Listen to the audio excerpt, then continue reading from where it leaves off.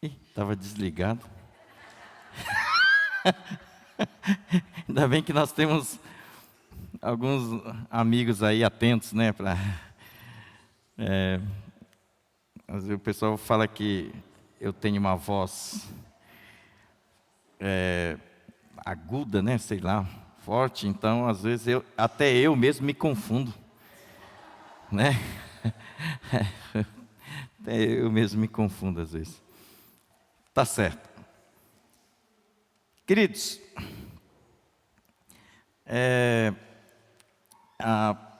essa última música, né, que foi tocada, que nós cantamos, tem tudo a ver com a mensagem, né? Tudo a ver com a mensagem. Mas é porque também o irmão Jonathan e eu, nós até combinamos, né, trocamos algumas mensagens, então não foi nada assim, né? Eu não tinha falado nada, mas aí veio aquela música, né, e tal, né? Às vezes dá certo, né? E também dá certo quando a gente se comunica também, né? Só para mostrar que a comunicação é importante também, né? Faz diferença. Em certos momentos ela é decisiva. E hoje, né, o tema da mensagem de hoje é check-up. Ou como nós brasileiros falamos, check-up. Né? Vamos falar em português, né? Check-up. Check-up da vida com Deus. Né? Então, alguns até falam, check-up, nossa, faz tempo, faz uns 2 anos que eu não faço check-up da minha saúde, né? Do meu estado, né? Então, e olha que esse negócio de check-up, fazer exame, né? Fazer um hemograma completo, fazer exame de fezes, urina, essas coisas, fazer um teste ergométrico, essas coisas, né? É importante, né? E normalmente os homens, né? Os homens não gostam de ficar fazendo essas coisas, né? A mulher, todo ano pelo menos, né? A mulher é mais, as mulheres fazem mais os exames, né? E aí as mulheres falam para os maridos, né? Vai fazer exame. Eu não. Eu estou bem. Eu estou bem, eu estou genk, né? Estou genkindo, né? E tal. Então, faz o check-up. Então, mas é importante, né? Fazer um check-up pelo menos uma vez por ano, alguns a cada 6 meses, né? E se você acha que não tem nenhum problema, mas é sempre bom a gente fazer, né? E check-up da vida com Deus, da vida espiritual. A gente faz com qual periodicidade? 1 ano? Né? Todo ano eu faço check-up com Deus. Aí eu pego uma radiografia. Eu estou bem. Eu estou bem. Que legal. Agora só no ano que vem, né? Então, alguns fazem a cada 6 meses o check-up, outros são mais assíduos, então fazem 1 mês, né? Mas, de acordo com Lucas, capítulo 9, versículo 23, né? Com qual periodicidade a gente deve seguir a Cristo, carregar a cruz?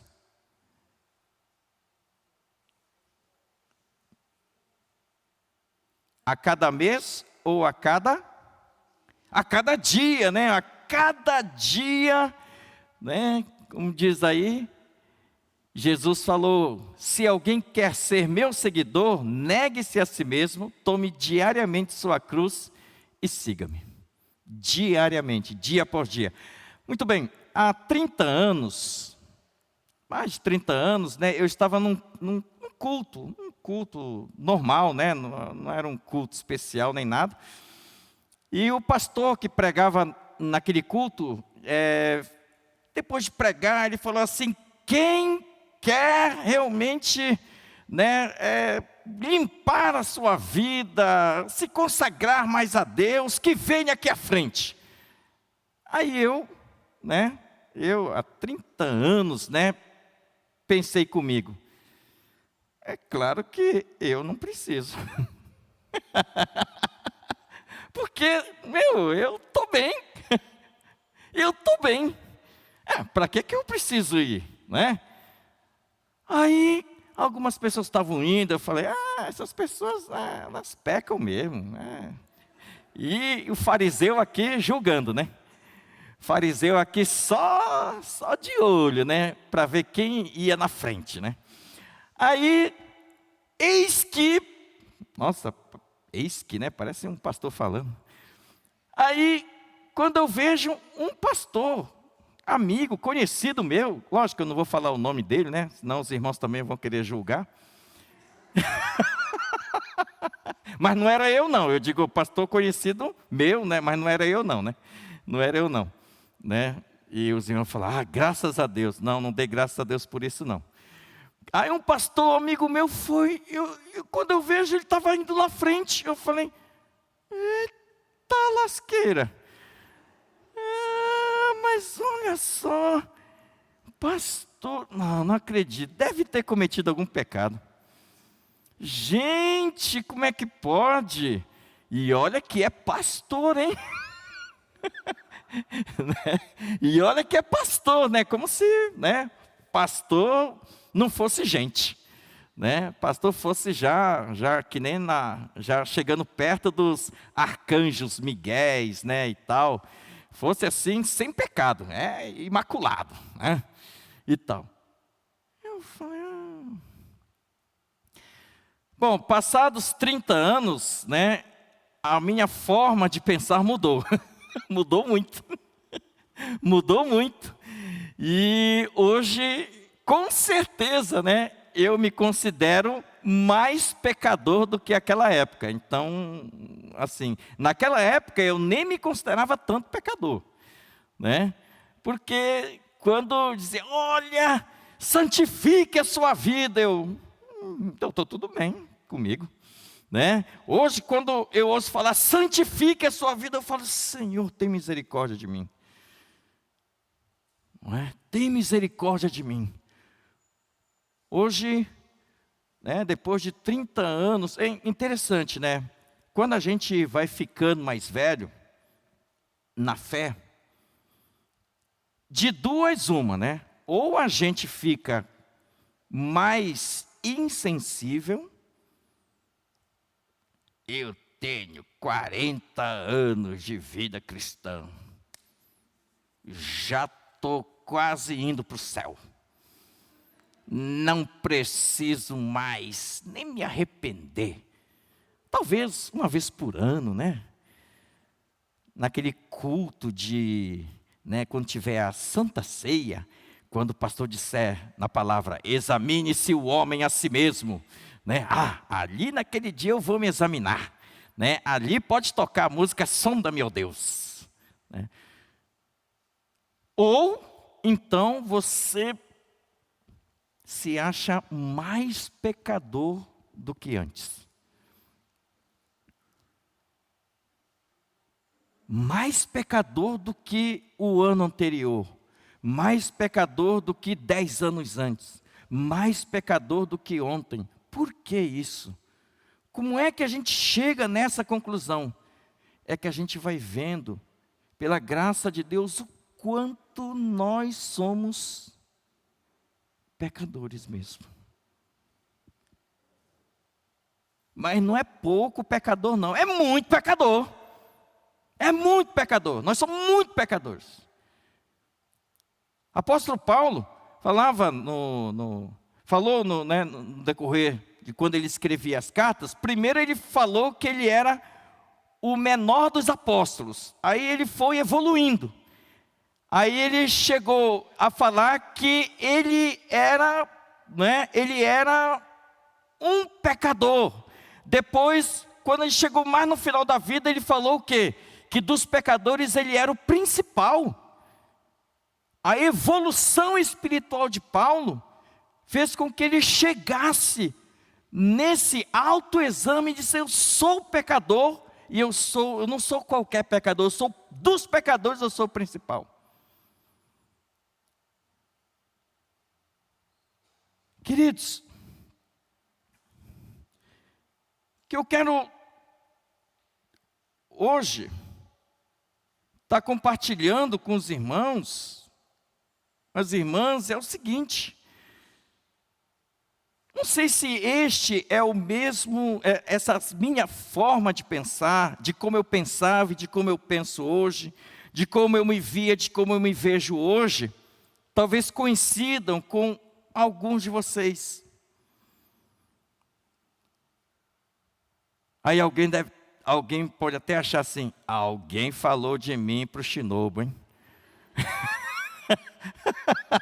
Alguém falou de mim, hein? Alguém já foi fofocar para o pastor, né? Olha, ele está falando que realmente que acontece comigo, né? Mas isso daí não é porque alguém falou ou deixou de falar, é porque nós somos assim.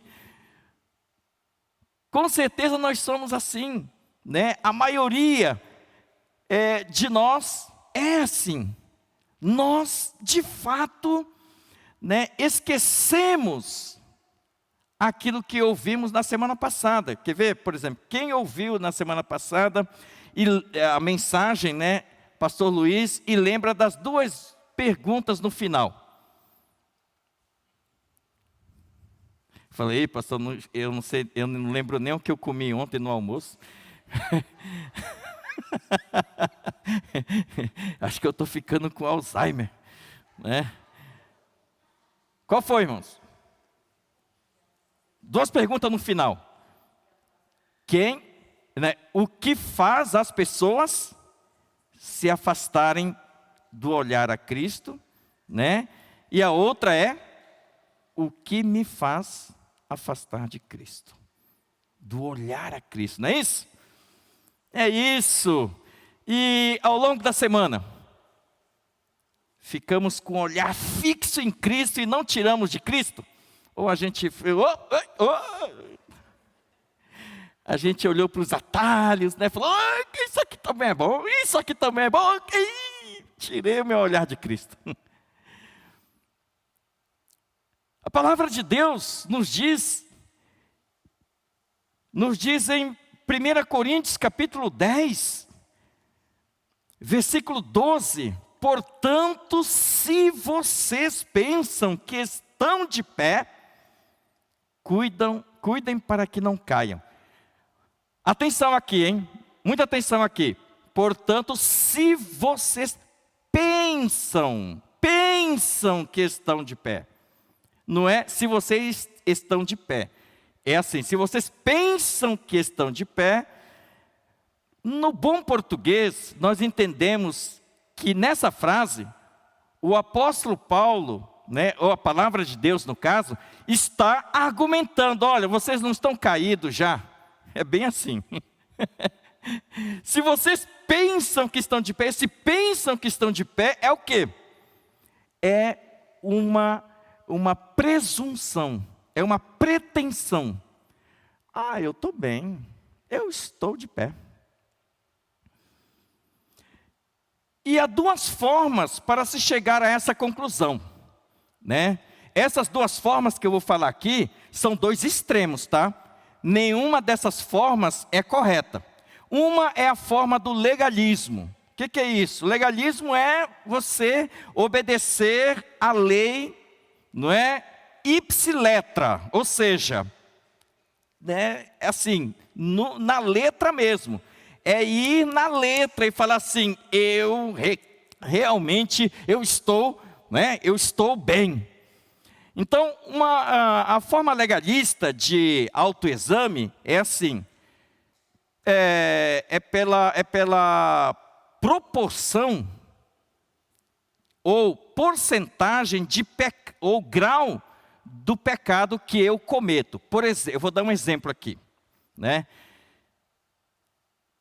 Se eu odiar meu irmão, né? Isso é um pecado, mas é um pecado que é um pecadinho. Tá? Se eu odiar meu irmão, só está na intenção, então só está aqui no coração, né? Então é leve, pecado leve, né? Então Deus perdoa, isso passa rapidinho. Agora, se eu, odiando meu irmão, eu der um soco na cara dele, então aí é pecado grave. Aí eu ocasionei o quê? Um agravante, que foi o quê? Uma lesão corporal, né? Falando que nem um advogado criminal, né, uma lesão corporal, puxa, aí eu vou ter que pedir perdão a Ele, porque não é só a intenção, e também, né, eu devo esperar que Deus me mande um castigo, né, tipo eu quebre o meu braço, né, porque já que eu dei um soco na cara dele, né, vai acontecer algum acidente e o meu braço que eu bati, dei um soco, quebre, né? E aí, se Deus fizer ele quebrar os 2 braços, ele falou, realmente estava grave demais mesmo. Essa é a forma legalista de calcular, de fazer o check-up da vida com Deus. Legalista. Por quê? Porque a gente começa a calcular, né, pelo que a gente fez ou deixou de fazer. Isso é legalismo. Eu digo que isso é legalismo por quê? Porque o legalista é aquele que, por exemplo, deu dízimo, né? Deu dízimo. Aí ele pega que nem o fariseu, né? Se vinha 10, né? Se ele ganhasse 10 cabeças de alface, com certeza uma cabeça de alface ia para o altar do Senhor. Não é? Mas só um, você não pode dar 2 não. Não, mas o meu coração me... Não, é um só, é dízimo. Pronto, acabou. É assim, isso aí é legalismo. E tem gente, e quando a gente cai no legalismo, o que acontece? Acontece que a gente pensa assim, eu preciso pecar menos para Deus gostar de mim. Se eu pecar mais, Deus vai me mandar um castigo e a ira vai descer e eu estou frito. Mas nós cantamos aqui, né? Aquela música a penúltima, né? E nós cantamos o quê? Quem tu és? Tu és o bom Pai. E eu? Quem eu sou? Eu sou o quê? Eu sou amado por Deus. Eu sou amado por Deus por quê? Porque eu pequei ou deixei de pecar? Não, é porque nós temos o bom Pai. Porque Deus é amor. Porque Deus resolveu nos amar antes, mesmo antes, quando nós não conhecíamos o Senhor, e nós estávamos todos sujos, atolados no pecado, e o Senhor chegou e pegou a gente do lamaçal do pecado, e nos limpou e disse, eu te amo. Nós somos amados por Deus, não pelo que fazemos ou deixamos de fazer. Nós somos amados por Deus porque Ele é o bom Pai. Amém? Ele é o bom Pai. Então, se você estivermos atolados no pecado, mesmo que nós sejamos membros da igreja há 20, 30, 40, 50 anos, nós temos a certeza de que Deus nos ama, de que Deus nos abraça, de que sempre quando a gente quiser, a gente pode chegar com Deus e falar, Deus me lava, Deus me perdoa, Deus me aviva, Deus me enche com teu Espírito Santo, Pai, eu sou teu, me perdoa.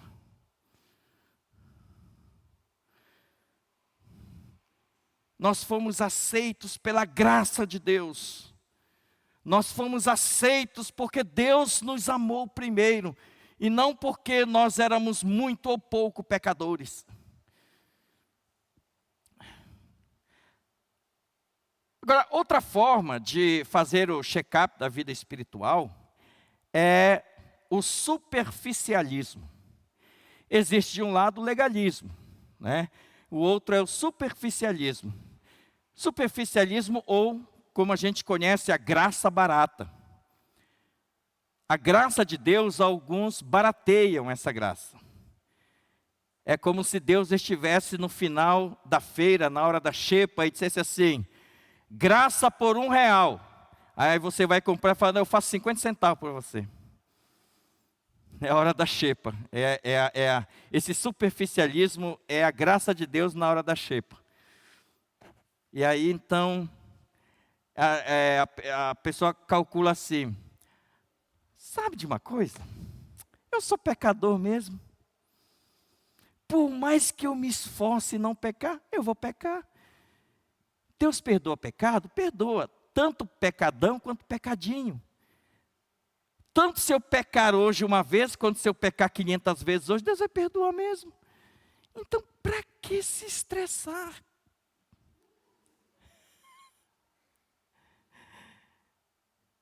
Tu és o bom Pai. Eu sou amado por Ti. Então, olha,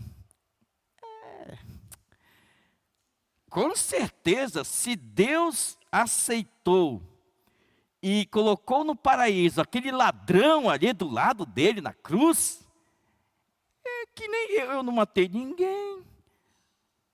Eu não matei ninguém. Contei umas mentirinhas por aí, né? Mas olha, eu sou gente boa. Eu sou membro da Igreja Evangélica Holiness do Bosque.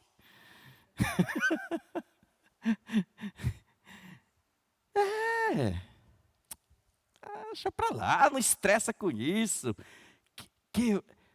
Aí até fala, pô, você pecou? Não, deixa. Deus já até perdoou. Ele nem lembra mais do teu pecado. Continua a vida, toca a vida aí que tá tudo bem. Nosso Deus é light. É o superficialismo. É o oposto do legalismo, né? De um lado está o legalismo, do outro a graça barata. Nenhuma dessas formas é ou condiz com o Evangelho. Nenhuma dessas formas condiz com o Evangelho centrado em Cristo Jesus. Por quê? Porque na verdade, Cristo não quer que a gente viva desse jeito. Cristo quer que a gente viva como? Em adoração, em comunhão com Cristo. Não é calculando a vida se eu pequei um pouquinho, se eu pequei a mais. Não é miguelando, ou não é economizando as coisas aqui e acolá, e calculando, né? Não, com Cristo. A coisa não é nem legalista, nem superficialista, e sim na profundidade de comunhão da graça de Cristo Jesus. É chegar com Jesus e falar: Senhor, olha, eu sou pecador, Senhor. Quando a gente está em comunhão com Cristo, quando a gente está andando com Cristo, o ódio, se por exemplo eu cultivar um pecado como o ódio ao meu irmão, a sensibilidade do nosso coração vai ser como se a gente tivesse matado o irmão. Porque Jesus falou: se você no teu coração odiar o teu irmão, você é assassino. Por isso que Cristo falou que o ódio, ele é um pecado de homicídio. Você matou o seu irmão. Ah, não, ele está vivo, está andando por aí, ó. Não, você matou, no seu coração, você matou o seu irmão.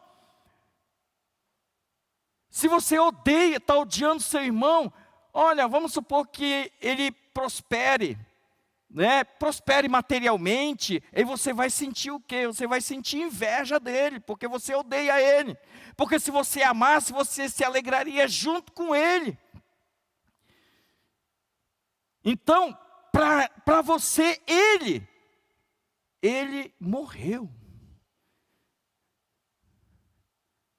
Mas essa sensibilidade a gente só vai ter se a nossa comunhão com Cristo for diária, autêntica e profunda. Se a gente estiver realmente em comunhão com Jesus.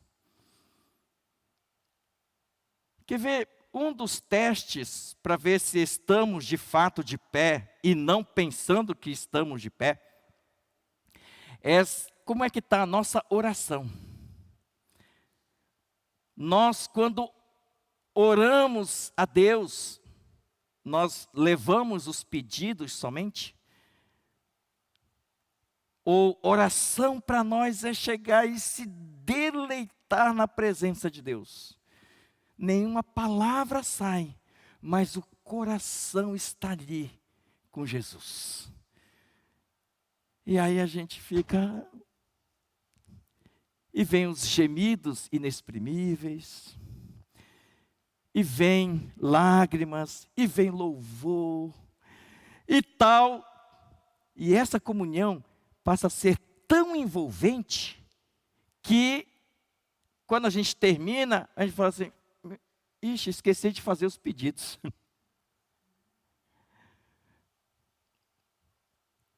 Aí a gente só vai fazer os pedidos porque na Bíblia diz, né, o quê?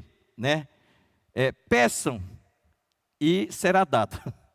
Né? Então eu vou pedir, né? Mas depois que a gente entrega o coração a Deus, quando a nossa comunhão ali é de tal forma tão envolvente que fluiu louvor, fluiu adoração, né? Fluiu a nossa vida com a vida de Jesus, e aí o Espírito Santo fez a obra naquele, e foi um verdadeiro culto, né?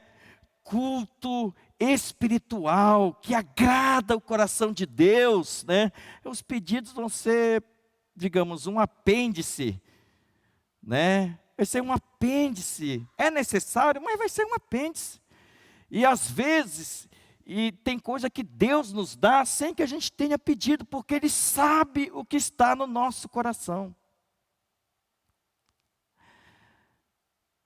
Então, hoje, qual é a nossa atitude? Qual deve ser a nossa atitude diante da palavra de Deus? A palavra de Deus diz, aquele que pensa que está de pé, cuide para que não caia. Bom, então, feche os seus olhos nesse momento e faça a seguinte pergunta: eu estou de pé na minha vida com Deus? Eu estou de pé? Aqui nesse texto da palavra de Deus, antes do versículo 12, são citados vários pecados, né? Vários pecados, por exemplo, no versículo 6, fala do pecado da cobiça. Por que cobiça é um pecado? Porque a gente não agradece pelo que Deus nos deu. A gente sempre quer o que a gente acha que Deus deveria dar. No versículo 7 fala de adorar ídolos, né? Mas eu adorava ídolos quando era católico. Hoje eu sou evangélico, não adoro mais ídolos. Né?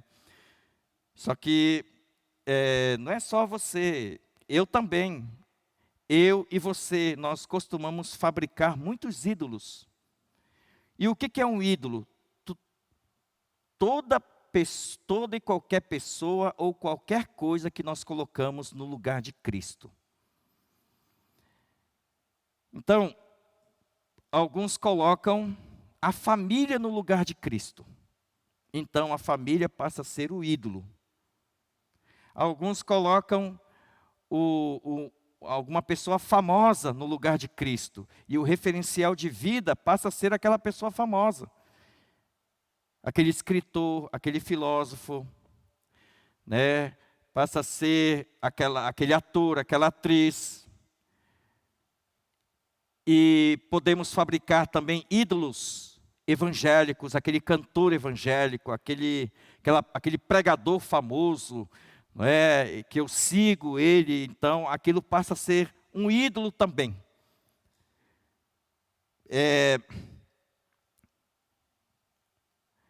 Ou seja, corremos o risco de fabricar ídolos assim.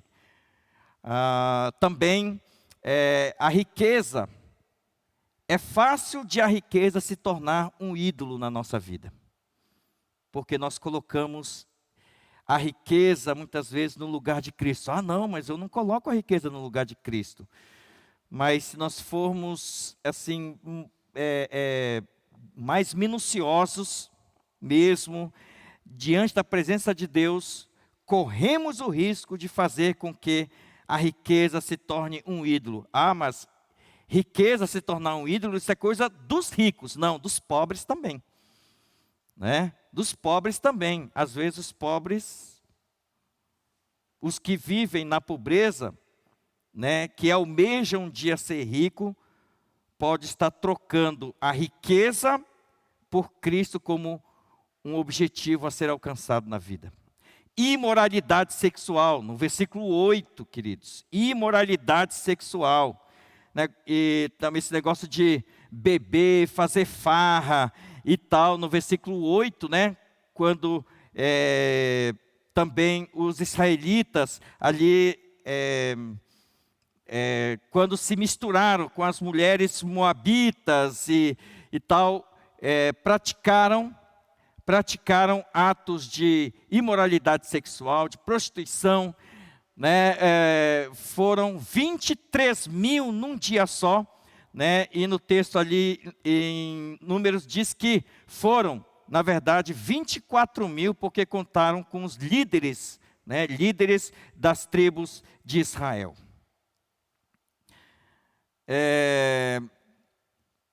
Quando eu era criança, né, as tentações minhas, né, eram se eu obedecia ou desobedecia aos meus pais e o meu comportamento na escola.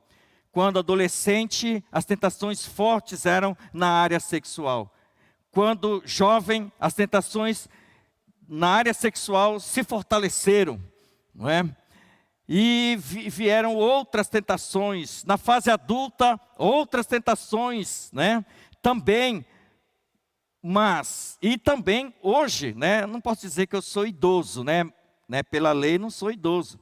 Mas a gente vai avançando em idade e vem outras tentações, né? Com certeza são desejos que vêm dentro do ser humano, né? Dentro de mim, e que a gente tem que estar combatendo, pela graça de Deus, queridos. Também no versículo 9, o pecado de pôr Cristo à prova. No versículo 10, o pecado da murmuração, como foi falado também no domingo passado. Mas só fazer o check-up não basta. Não basta, é necessário tomar atitude de mudança. É preciso haver arrependimento e a decisão de mudar de atitude. E assim, hoje, o que o Espírito Santo está dizendo para mim e para você, né? Para você realmente mudar de atitude.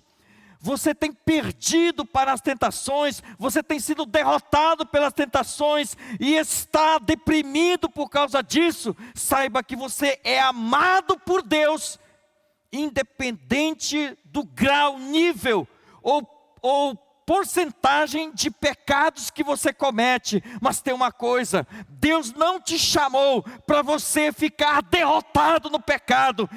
Você então agora vai se colocar diante de Deus e dizer: Senhor, tem misericórdia de mim, eu sou pecador. Senhor, perdoa o meu pecado. Senhor, eu quero mudar de atitude. Se o que te faz pecar, se o que te faz tirar os olhos de Cristo é a internet, então dá um tempo nessa internet. Corta essa internet.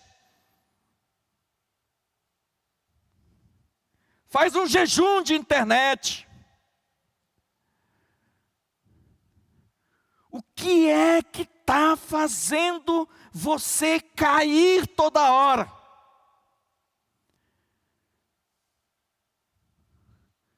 corta o mal pela raiz. E depois de você se livrar da internet, de tudo, né, o coração ainda está naquela. Aí você fala, eu me livrei da internet, mas a internet não se livrou de mim. Então é porque você precisa não só mudar o externo, mas mudar o coração. Precisa mudar o coração. Quando Cristo, né, fortalecer, mudar o teu coração, transformar o teu coração, saiba que pode ter internet a mais rápida do mundo. Essa internet e nenhum outro aparelho, nenhum outro fator vai fazer você pecar. Porque o coração foi transformado e fortalecido por Deus. O Espírito Santo está enchendo o seu coração. É isso que vai acontecer. Queridos, em Lucas capítulo 15, versículo 7, está escrito que Jesus falou, da mesma forma que há mais alegria no céu por causa do pecador arrependido, do pecador perdido que se arrepende, do que por 99 justos que não precisam se arrepender. Olha só que palavra abençoada. Que palavra, irmãos, abençoada. Que palavra abençoada. Eu e você somos membros da igreja de Jesus Cristo, que se reúne aqui no bosque.